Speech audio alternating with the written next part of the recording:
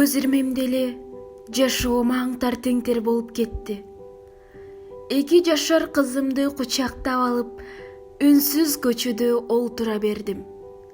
Бул дүйнөдөгү бар жыргалым, бар ырахатым ушул наристе кызым болуп, балапан сары чачтарын улам-улам жыттап коем. Менин кабак кашымды, төгүп отурган көз жашымды байкаган кызым да мурдагыдай апасын кыйнабай, бөдүрөйгөн көздөрү менен улам мени суроолуу карап коюп, өз оюну менен алек. Бала кезден жашоомдон бакыт издедим. Жомоктогудай бактылуулукту жараткым келди. Бирок кайдан? Турмуштун баары сен ойлогондой боло бербейт экен. Турмушка узап жатып бакыттын эң бийик чегине жеткендей болгом.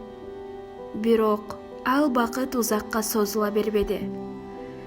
Күйөөм экөөбүздүн ортобузда пикир келишпестиктер башталды. Аны күн санап жакындан таанып, барган сайын ага болгон жалындаган сүйүүм, аны жакшы көрүүм өчүп, мамилебиз муздап баратты.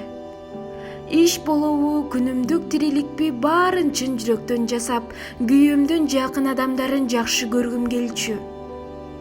Бирок ал кылган ишимден кыйкым издеп, сен бул жерден мындай кылышың керек эле, андай кылбай койдуң.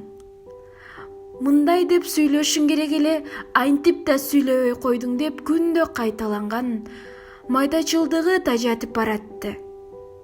Мен баарын сыйлагым келчү. Көңүлүмдүн тереңинде ошондой сезимдер удургуп турчу. Аны түшүнө албады. Сезимдерди бийикке койгум келчү. Көңүлдөрдү көкөлөтүп бага албадык. Баары өзгөрүп кетет, оңолуп кетет деп өмүр сүрө бердим. Баарынан да өкүнүчтүүсү күйөөмдүн башка айым менен болгон мамилесин билип калдым. Көз ирмемде жашоом аң-тартеңтер болуп кетти. Айта албай жүргөн сөздүн баарын айттым. Кызымды жетелеп үйдөн чыгып бараттым. Эми кайрадан ал босогону аттаймынбы, жокпу мен үчүн белгисиз. Жап-жалгыз туман арасында калгандаймын.